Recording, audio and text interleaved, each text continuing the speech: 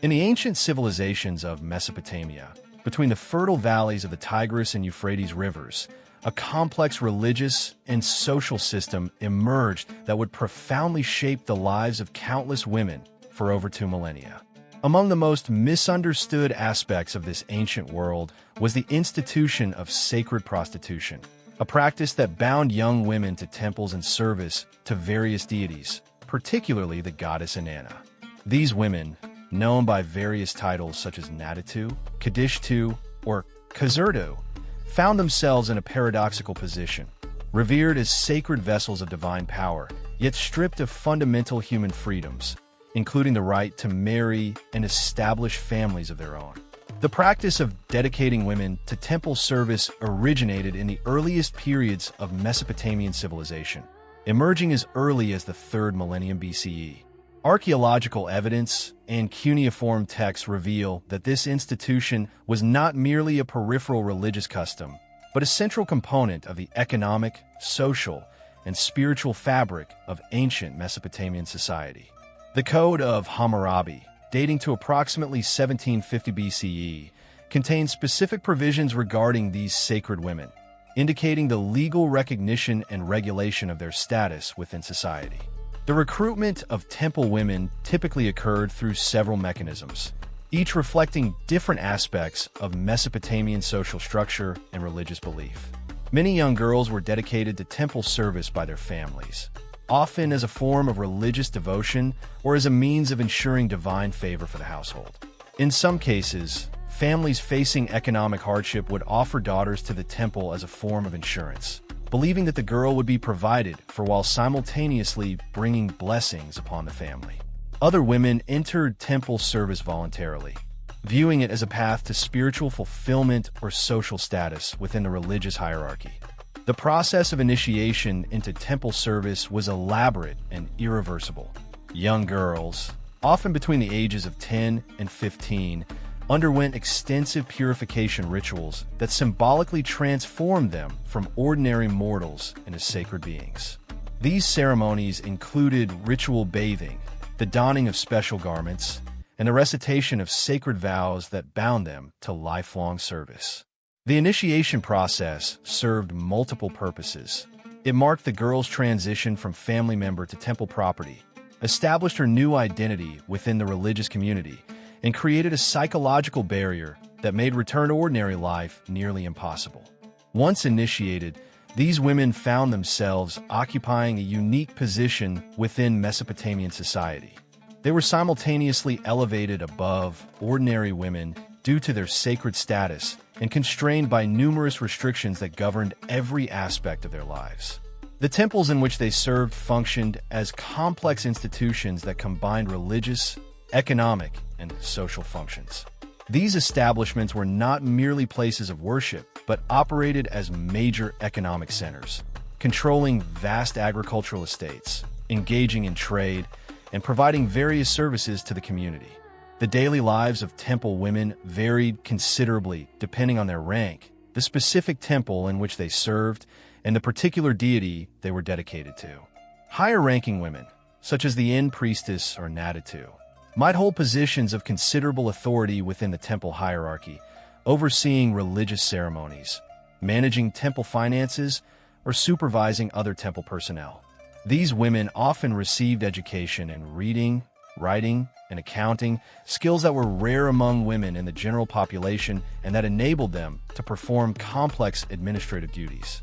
The economic aspects of temple service were particularly complex and often exploitative. While temples provided for the basic needs of their dedicated women, including food, clothing, and shelter, the value of the services these women provided far exceeded the cost of their maintenance. Temple women participated in various economic activities, from textile production to the management of agricultural operations.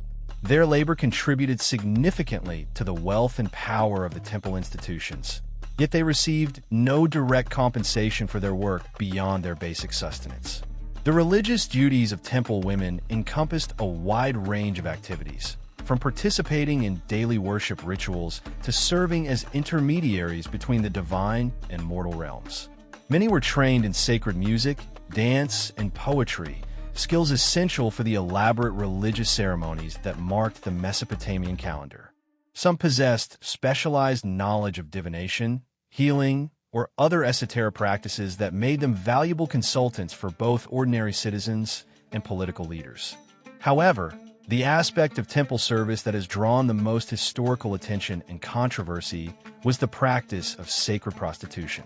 This institution required certain categories of temple women to engage in sexual relations with male visitors to the temple, a practice believed to ensure fertility, prosperity, and divine favor. The men who participated in these rituals came from all levels of society, from wealthy merchants and government officials to common laborers and farmers. The payments made for these services contributed to the temple's income and were considered religious offerings rather than commercial transactions.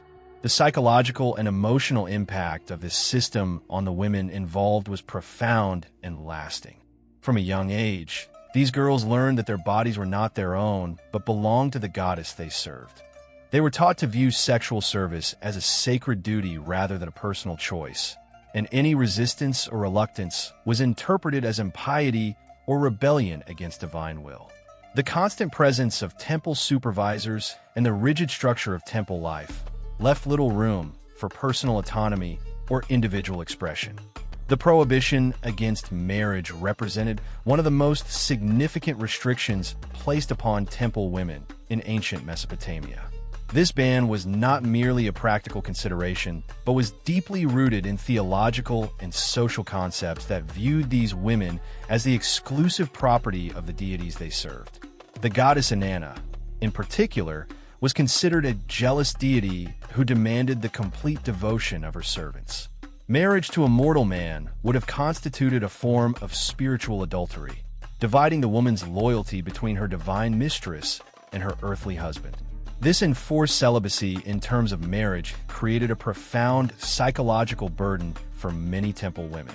Unlike the voluntary celibacy chosen by some religious orders in other cultures, the celibacy of Mesopotamian temple women was partial and conditional.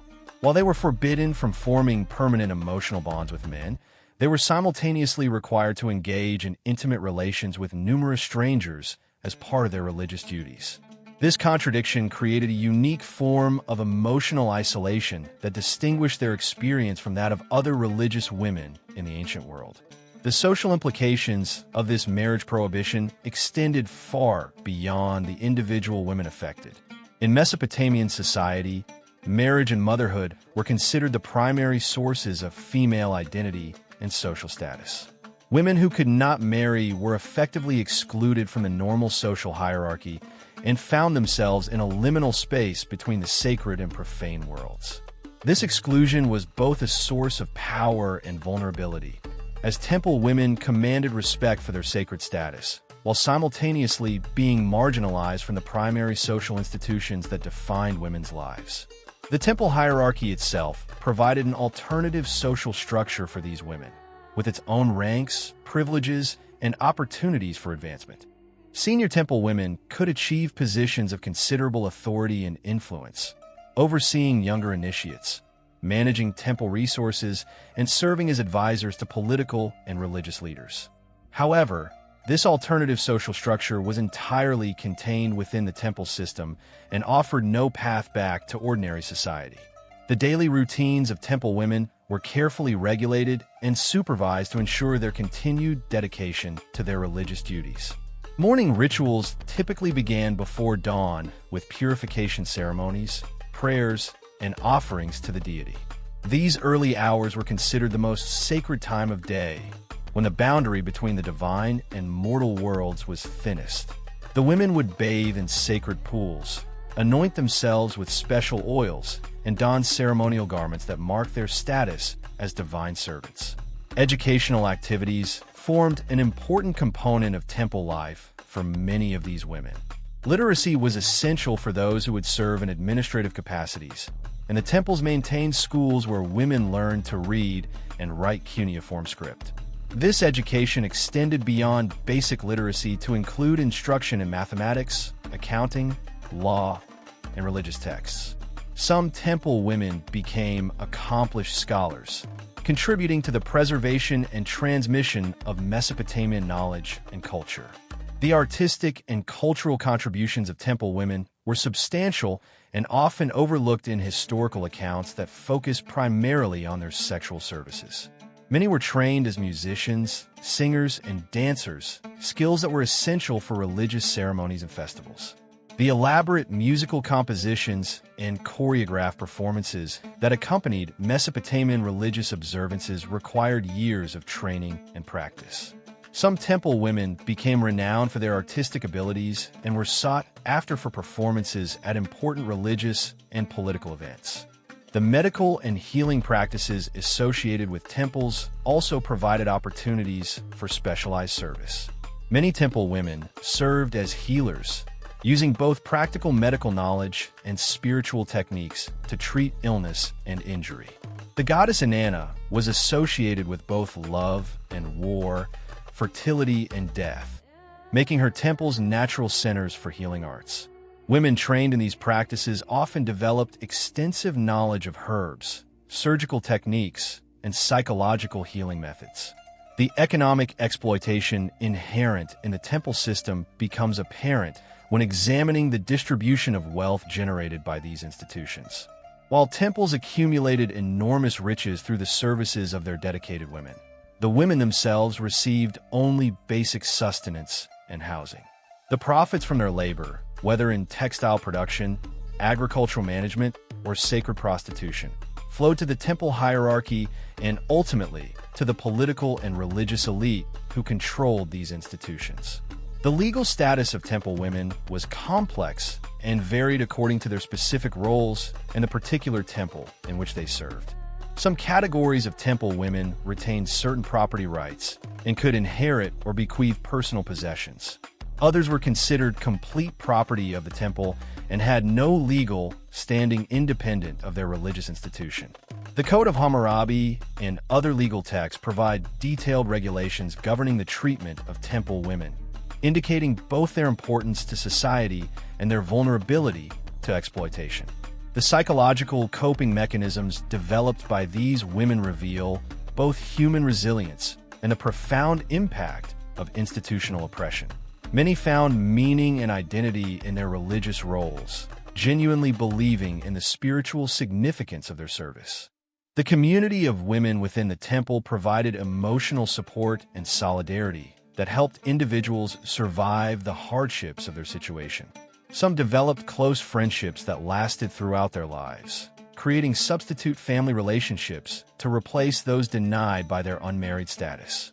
The broader social context surrounding temple women reveals the complex gender dynamics and power structures that characterized ancient Mesopotamian civilization. These women existed at the intersection of multiple social categories: sacred and profane, powerful and powerless, revered and exploited. Their experiences illuminate the ways in which religious authority could be used to justify and maintain systems of gender-based oppression, while simultaneously providing some women with access to education, influence, and economic resources that were otherwise unavailable to their contemporaries. The religious festivals and public ceremonies in which temple women participated were among the most significant events in the Mesopotamian calendar.